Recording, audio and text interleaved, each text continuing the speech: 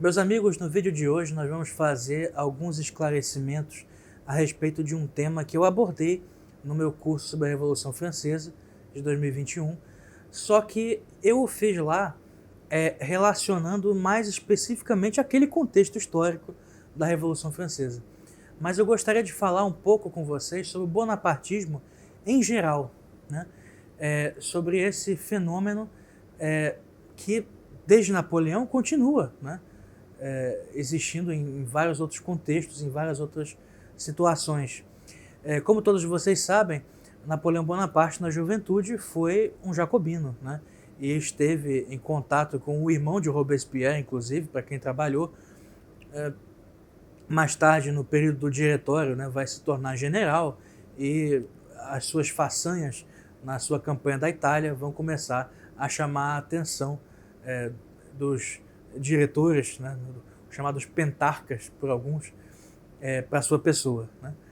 Mas quando Napoleão sobe ao poder, ele vai começar uma série de mudanças que parecem uma traição à Revolução, mas na verdade não são.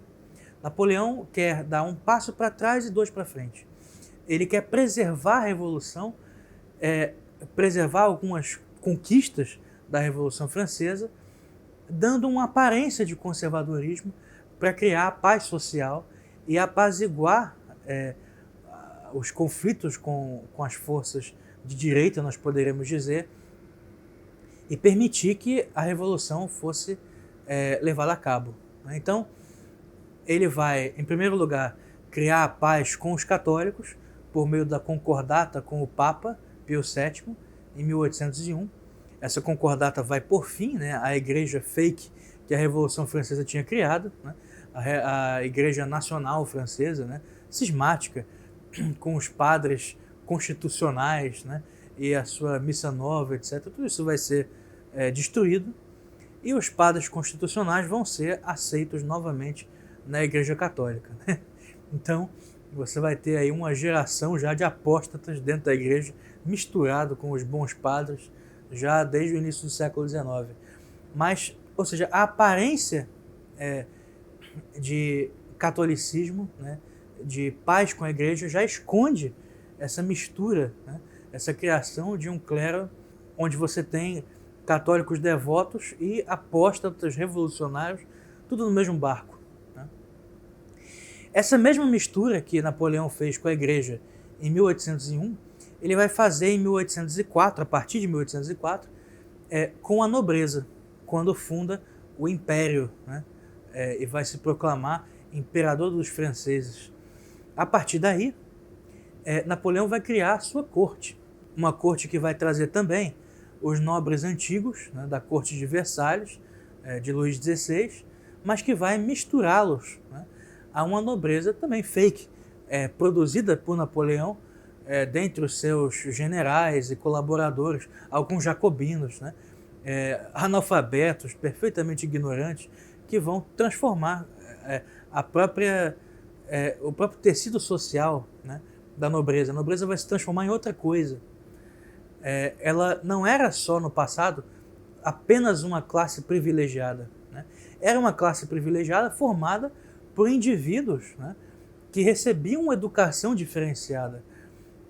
Não só uma educação guerreira, mas também uma educação religiosa. Normalmente, a própria proporção de santos, se nós formos ver, ao longo da Idade Média, da modernidade, a maior parte dos santos era de origem nobre, né? Então a nobreza ela tinha uma educação moral, uma educação religiosa, uma educação intelectual, por vezes, específica, muito diferenciada. E esse sentido da palavra nobreza vai se perder com Napoleão. Ou seja, Napoleão, no plano político e no plano religioso, ele vai preservar a Revolução Francesa, aparentemente matando-a. Ele destrói os resquícios da sociedade que existia antes, a sociedade do regime absolutista, né, dito absolutista,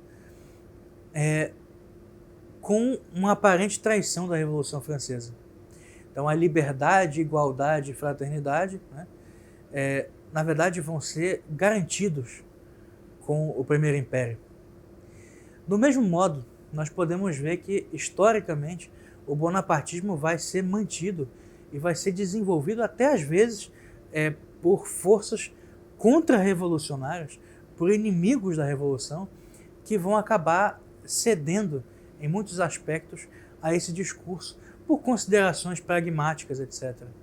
É assim que nós observamos que no século XX, né, boa parte desses movimentos autoritários de direita, né, que queriam resistir tanto ao nazifascismo como ao comunismo, e que também não eram liberais, né, seria uma espécie de quarta via, por assim dizer, regimes como o de Dollfuss na Áustria, ou como o de Piłsudski na Polônia, ou como o de Salazar em Portugal, embora fossem regimes francamente conservadores, eles acabavam mantendo certas características tiradas, e aí eu digo até de forma inocente, do bonapartismo, né?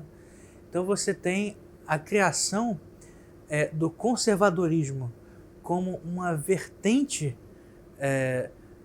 da própria cultura liberal. Isso surge também a partir de Napoleão, né? É claro, a direita política ela é revolucionária na sua origem, na própria convenção, né? Nós temos, isso eu falei extensamente sobre isso no meu curso sobre a Revolução Francesa, nós tínhamos a montanha e a planície, né? Os revolucionários radicais e os moderados. E a direita sempre foi nada mais, nada menos que os revolucionários moderados. Mas eles eram vistos como revolucionários. A partir de Napoleão, os revolucionários moderados passaram a ser vistos como conservadores, como uma força de reação à revolução. E isso foi se misturando também. Mais uma das misturas que Napoleão produz é exatamente essa, né? Além da mistura da casta nobre, né, com a nobreza fake que ele criou, e a mistura também dos padres constitucionais com os padres católicos de fé ortodoxa, ele acabou por misturar as forças contra-revolucionárias com as forças revolucionárias moderadas, que passaram a ser vistas da mesma forma. De modo que nós vemos o que foi o fascismo italiano, por exemplo. Ele foi um regime de direita ou de esquerda, ninguém sabe dizer, é impossível, porque você tem ali misturados de maneira quase que enlouquecedora, né, forças, de fato, de resistência ao comunismo, né, ao marxismo, ao socialismo, e que tem um apreço pela sociedade tradicional, católica, italiana, etc. E também o movimento revolucionário, modernista, né, de Marinetti e do ministro da Educação, Gentili, de Mussolini. Quer dizer, as duas coisas são misturadas, tá? E é isso que se torna um problema muito grave, até mesmo no ambiente católico, né? Um exemplo, para ser bem mais concreto, né, de movimento que parece contra-revolucionário, mas que tinha muitas características de um verdadeiro bonapartismo, é a Action Française, de Charles Maurras. Maurras era um maçom, né, um maçom ateu, que liderava o maior movimento católico do continente europeu, né? Um movimento nacionalista francês, né? Mas que Maurras dizia que eu sou católico também porque a França é católica, né? Porque a história da França, a identidade do povo francês é católica, então eu também sou católico. Mas você vê que isso não é a fé católica, não tinha fé nenhuma, né? Esses dois elementos se misturam, talvez na própria cabeça de Maurras, né, que embora fosse um homem genial, de fato era uma pessoa de ideias muito confusas. Nós vemos também o bonapartismo presente em uma figura que já foi muito comparada com Napoleão, com Stalin, né? Stalin vai ser a traição da Revolução Russa, da Revolução Bolchevique, segundo Trotsky. Trotsky, no seu livro A Revolução Traída, escrito nos anos 30, e que vai ser o grande responsável pela sua morte, né, mais tarde, 4 anos mais tarde, No seu livro A Revolução Traída, Trotsky apresenta Stalin como o traidor da Revolução Russa e como um novo Napoleão. Ele usa exatamente esse termo, bonapartismo de Stalin. Né? E ele não poderia estar mais certo. Só que não como uma traição da Revolução, mas como uma forma de mantê-la fazendo certos sacrifícios. Stalin sacrifica o caráter internacional da Revolução Socialista para mantê-la dentro do território soviético. Ele sacrifica o internacionalismo também para manter, durante a Segunda Guerra, o nacionalismo russo como uma ferramenta para animar, né, os exércitos russos. Então, o nacionalismo russo vai ser reavivado nesse período para que exércitos inteiros que se encontravam desesperados, né, entre duas tiranias, pelo menos pudessem ver, por parte da sua liderança política, a reafirmação do seu patriotismo. Né? No mesmo sentido, né, o ateísmo obrigatório, né, de Lenin vai ser substituído por uma tolerância da fé ortodoxa, né, dos russos. Porque Stalin sabia, né, que era impossível radicalizar a revolução tão rapidamente. Então era preciso dar um passo para trás para dar 2 passos para frente depois. Né?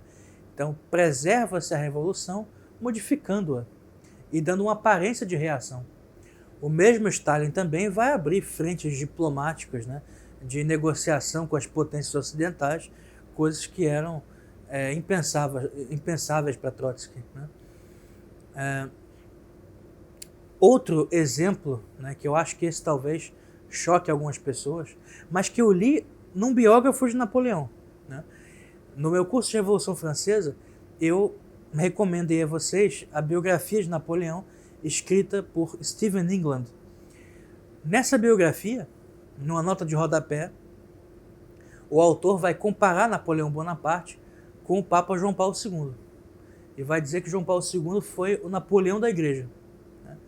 E eu digo que essa analogia é corretíssima. Né? Com isso, mais uma vez, não quero demonizar João Paulo II, longe disso. Né?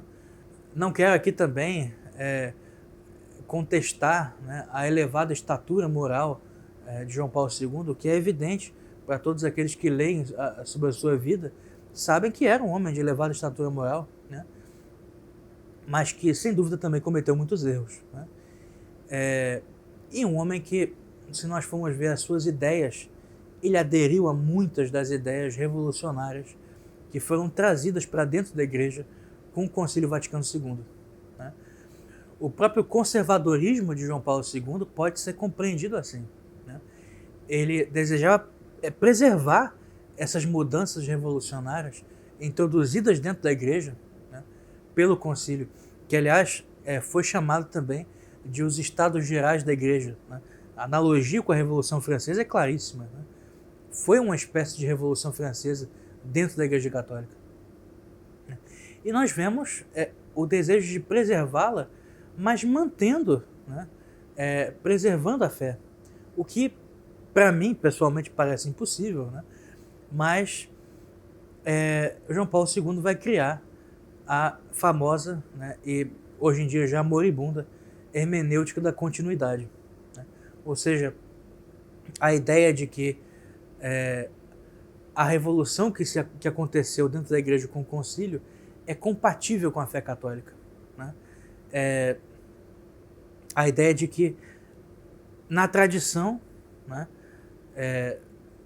nos documentos magisteriais, na doutrina da Igreja, né, que sempre foi ensinada, existem elementos que podem se expressar numa linguagem diferente, né, a linguagem aggiornata, né, do concílio, e que seria só uma nova roupagem para a mesma doutrina de sempre. Né. Essa ideia da hermenêutica da continuidade é uma ideia profundamente bonapartista. Né. É a preservação da revolução por meios conservadores. Você cria, a partir daí,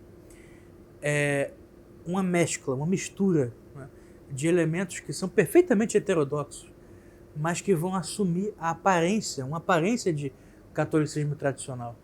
Mais uma vez, eu não enxergo de maneira nenhuma, eu sei que algumas pessoas fazem isso, mas eu não enxergo nenhum maquiavelismo por parte de João Paulo II. Mas é um erro que nós precisamos dizer, né? E que mostra claramente como essa ideia, né, de mistura, de confusão entre direita revolucionária, nós podemos dizer, né, ou grupos revolucionários de tendência mais moderada, como isso se misturou tanto às forças que são propriamente contra-revolucionárias, né? Essa mistura foi inaugurada por Napoleão. E tanto com Charles Maurras, como com Stalin, como com João Paulo II, elas aparecem de maneira claríssima. Ou seja, em todos os espectros políticos, né, possíveis e imagináveis. Tanto no movimento autoritário, de direita, como na extrema esquerda, como também no conservadorismo católico. Tudo isso está presente. Então Napoleão é o grande responsável pela gestação, pela criação do contexto político e ideológico do qual parece que os 200 anos seguintes não foram quase nada além de um desdobramento, né? Para vocês verem como era uma figura poderosa esse homem. Então, discernir, né, o bonapartismo, discernir essa mistura e saber como vencê-la, né, é uma tarefa para todo movimento que pretenda, né, ou aqueles que pretendam fazê-lo individualmente pelo estudo, que pretendem vencer o processo revolucionário em si, né, que pretendem combater a revolução em todas as suas facetas. Então, eu tenho certeza que estudos, né, a respeito da Revolução Francesa e desse período tão essencial, né, tão conturbado da história mundial, são essenciais para que vocês possam ter uma clareza maior em relação a essas coisas, né? Quanto a mim, eu já vejo isso claramente. O bonapartismo ele faz parte atualmente da própria alma, né, da direita. O que é Charles de Gaulle, né, se não uma espécie de bonapartista, né? O que foi Sarkozy recentemente, se não uma espécie de bonapartista, né? Muito mal sucedido, né? Mas exatamente esse o contexto ideológico e político que foi criado por Napoleão e no qual nós vivemos até hoje.